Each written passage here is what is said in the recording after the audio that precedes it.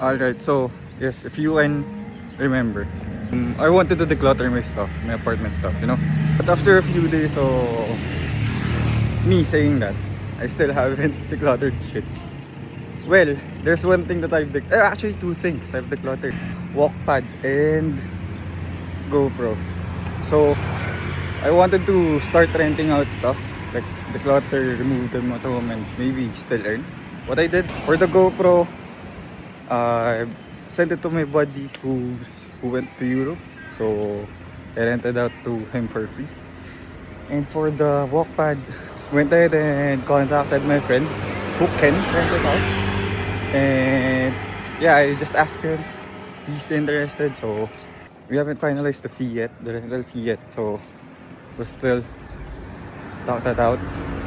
But that's one sure renter, so it's easy to navigate. Yeah. And today I'm trying this new video style, new content style of me trying to stitch a few shots into a longer video. I'm not sure how long this will take, but I'll try to make it less than 1 minute.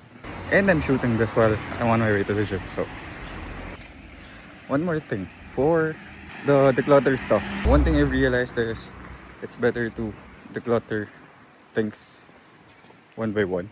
So the thing is, if I go and declutter the whole apartment at once, it's a lot of work. It's a lot of work, and it will likely make you delay it, you know, delay until it never happens. So my advice would be to declutter the first thing that you see, take pictures, list them out.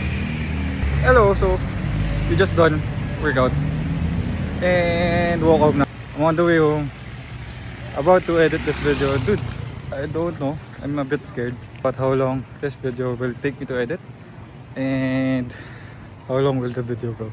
So I'll try to cut it as short as possible. What do you think about the new video style? Is it good? Tell me below. See you tomorrow.